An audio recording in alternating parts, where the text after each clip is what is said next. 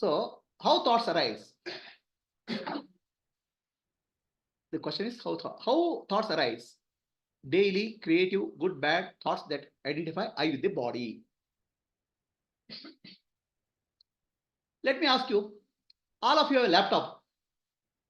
You switch on the laptop and do work. So when you shut down the laptop, where the program goes? They're dormant. The moment you switch on, it will come up. What happened to that? Electricity brought out dormant programs to visible form. Otherwise, they're dormant. Similarly, thoughts can be either in gross form, which is manifest form, or unmanifest form, dormant form. In dormant form, they are in the memory. In gross form, they appear to you. So, in computer, electricity brings dormant programs to visible form. In your body, there's electricity called prana, life force. Life force takes the dormant thoughts to gross form, and gross experience to the dormant form. There's electricity working in you. It's called prana, life force. From memory, it fetches data and presents the gross form, thought. And gross thought, it records in memory. So what is the work done? In your computer is electricity. In your body, electricity, bioelectricity called prana. Does that answer the question? So here there's a supplementary question. There are regular thoughts, then there are higher thoughts in that. So there is a daily creative thoughts, good or bad thoughts that identify I with the body. So there are thoughts you can think like this. There's a pure consciousness, Brahman, represented beyond thoughts, unconditioned consciousness. And there's a conditioned consciousness. All conditioned consciousness is based on vasanas, means programs, memories. Okay? And memories will become gross depending on prana, life force. And gross will become subtle based on experiences. So they'll become gross, first level, body, mind, and intellect. As body, mind, and intellect. The vasanas appear as body, mind, intellect. Vasanas means recorded memories.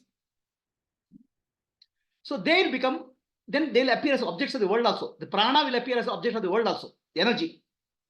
So then they become a perceiver, feeler, and thinker, depending on objects or emotions or thoughts.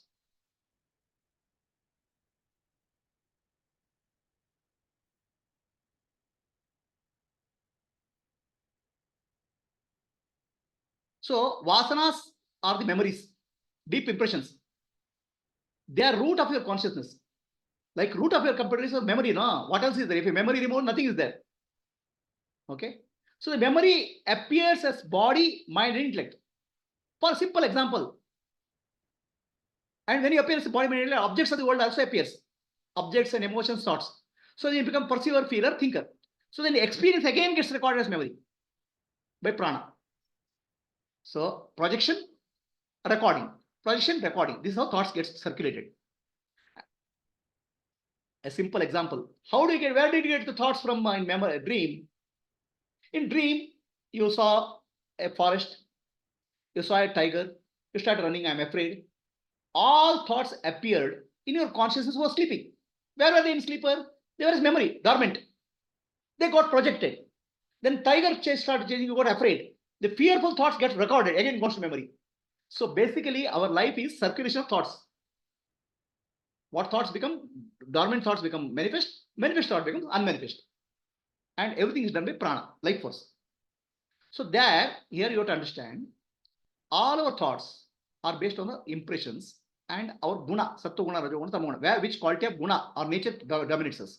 Based on that, thoughts will get. Based on it, you will get experience. Let me ask you one question.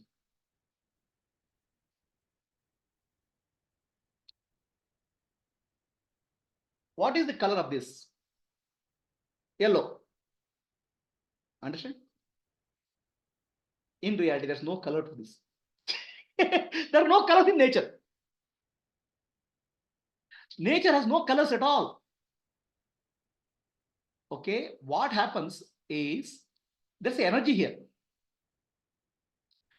Our brain is also energy. Our whole body is anything but energy. Energy is projecting a form. Energy is perceiving a form. And there are no colors. It's the brain which perceives the colors. Some other living being will not see the colors. Some other thing, these are some other colors. The color is not in the object, color is in the perception. Perception comes from the impressions. And from impression, perception happens, and projection happens, and again perception happens. This whole thing keeps on going. Cycle. Perception becomes projection. Perception becomes impression. Impression becomes projection. Projection becomes perception. Perception becomes impression. This is the cycle of thoughts. And who does this? Prana, life force. Like electricity does everything in laptop. Does it answer the question? Yes. Anybody has a question on Zoom? Hariom Prabhuji, that was one radical statement. There are no colors. There are no colors. Nama Rupa Lekdal Barala Prabhuji. But there are colorful ladies, okay? There. I don't want to get into some trolling.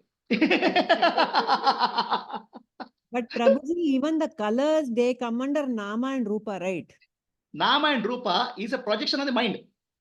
Correct. So they're in that category. So Yeah. Nama Rupa no illa ant heldangaaytu. Nama Rupa no perception. Nama Rupa illa andre mithya andeno. It's a projection, no? Correct. That is. There are no colors in the world. There are no objects in the world. There's only perception of color and perception of objects in the world. Yes. Perception becomes impression. Impression becomes perception. Perception becomes projection. Projection becomes impression. Impression becomes projection. It's like the cycle. This is what is called Maya. Maya. The whole your biological computer is just processing data in this way. And where is the I thought coming? That's the next question in that. Where is that I thought? Who is that I? What are you calling as I? That's also a perception. Okay. Please understand, everything is an energy movement in the universe. Where are you now? Are you sitting there in chair? No, sir. You are moving at the speed of the earth movement, which is about 25,000 miles per hour or so. You don't know, you don't feel. Energy is continuous motion. Okay? Energy is continuous motion. Entire universe is nothing but energy in motion. So your body is energy in motion. Do you know every cell of your body is changing? Every breath, a million cells are thrown out, a million cells are born. Your body is energy pattern. Your mind is energy pattern. Your intellect is energy pattern. Then in this energy pattern, the mind, there's a cameraman called mind, recording. It takes a snapshot and says, this is the object, this is the subject. So naming happens. That naming is I. There's no real I. When you identify with a naming called I, that's called illusion. There's no object called I. There's only subject. The subject and object is confused by, and where is the object here? Object is momentary. Your body is momentary. Your experience is momentary. If I eat the mango, mango is momentary. By the time I eat, mango is changed. By the time I eat, my tongue is changed. My body is changed. Everything is energy movement. But we are not able to recognize the fast movement of energy. We are taking a snapshot. The snapshot we record as subject and object. In fact, there is no subject and object at all. The subject and object are there only in my English grammar. In nature, there are no subject and object. In nature, there are only verbs. Everything is changing continuously. You take a snapshot of that and call it subject I and object. This is the confusion. A snapshot is not representing the reality, which is continuously changing. Is there something called river? There's nothing called river. River is nothing, flow of water. How many times you can take a bath in the river? You can't even take a bath in the river once, because by the time you put your leg is changed. River has changed. Flow of water is called river. River is a noun, verb, not a noun. River is a noun in English grammar. English grammar is, it's a rivering. Is there something called mind? There's nothing called mind. It is continuous change of thoughts. Flow of thoughts. Flow of thoughts called mind. There's no noun called mind. The noun called mind is there in English. Is there something called body? There's nothing called body. Flow of sensations, body. So the snapshot of this is called I. Snapshot of this is called object. And snapshot is not reality. By the time you take snapshot, the object has changed. So this confusion is created. And why is created? The impression becomes perception, projection, again impression. This process is continuously happening. So this is where I is generated. Does that answer the question? Yes. Anybody has a question? Question from the question. Ah. And I think should hopefully address the issue. Okay. And changing and being all this. When I thought is also energy, movement thought. Why is I thought giving the sensation of I, whereas all other thoughts are giving the sensation of a subject, object. So there are two types of sensations. One is subjective sensation, one is objective sensation. Yeah. Why the spirit is happening? What's causing the spirit? So the question here is everything is a thought. Why something becomes an object thought and something becomes a subject thought? Right? Why there's a difference? The difference in the reflection of light. So the consciousness is the only reality. The consciousness is the light. It's called light of self, Atma Jyoti. Atma Jyoti, light of self, illuminates the outer world, inner world. Where the reflection is maximum, you feel it's you. Where the reflection is less, you feel it's other. The reflection of the object stone is less because the stone has no subtle body. Whereas the reflection in your subtle body is more. It is closer to the original. So you feel it's I. Where the reflection is less, you say it's the other. In another human being, reflection is But for you, the reflection, that reflection is another human being reflection is there. For you, that reflection is not available. It is reflection is available through body. It's an object. So the consciousness is reflected more in your mirror called subtle body. The consciousness is reflected in stool and chair and table also. But reflection is less because there is no subtle body there. So what reflection is more, it's very closer to original. You call it as I. Whereas what reflection is less, you call it as object. Chidabhasa. Subtle body can also become an object.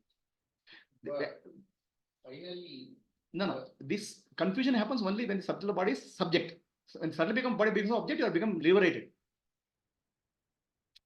The confusion is happening where the source of light and where the reflection is not known. Source of light is Atma Jyoti, light. And it's reflected in the body, I think I am the body. It's little less reflected in the stone. So that's why I'm not the stone.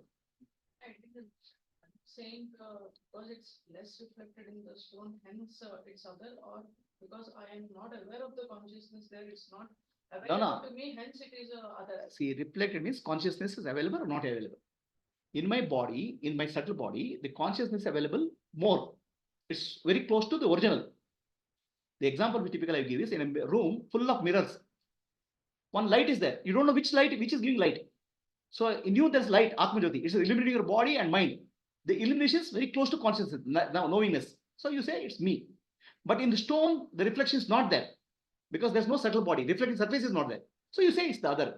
Okay, then in other one body, there is a subtle body. Correct. But that reflection is in other human being. There's a subtle body. That's why you call as human being. You interact with human being. But still, that is also the other only. I'm saying the experience of the other is not available to you in your life. Sure, that happens. The stone also is what I'm saying. The experience of we really don't know what happens inside. I'm saying the whole perspective is from your perspective. Your perspective. Everything is other. Everything is other. Because it's not available to my experience. Everything is other because it's not available to. It's not about less reflection or more reflection. It's not available to my experience. Any other object. My experience is with respect to consciousness, reflection. Yeah. That's what I'm saying. Mhm. So there is a consciousness in you, okay, and there's a consciousness in me. I recognize there's a consciousness in you and I'll interact with you as a living being. But the consciousness in you, what is illuminating your mind and body and all, it's not available to you. For me, you are available as an object only. There's no difference between you and another object. Yeah, that's what. So human being or stone or anything. It's an object. Everything other than me is object for me. But in you as a human being, I recognize a special subject, special object. Interaction is possible. So basically, it is a difference in the reflection quality. Chidabhasa. So Chidabhasa is close to the original Sakshi. Therefore, you are saying that This Chidabhasa feels like I, but actually Yeah. it's not. The reflection in your body mind complex is very close to the original. Your body, mind actually, mind reflects the consciousness much more. You don't know what is original, what is reflection. That's the confusion. But in a stone, you know very well. The reflection is not good enough. So that's why it's not me. Okay. Next question.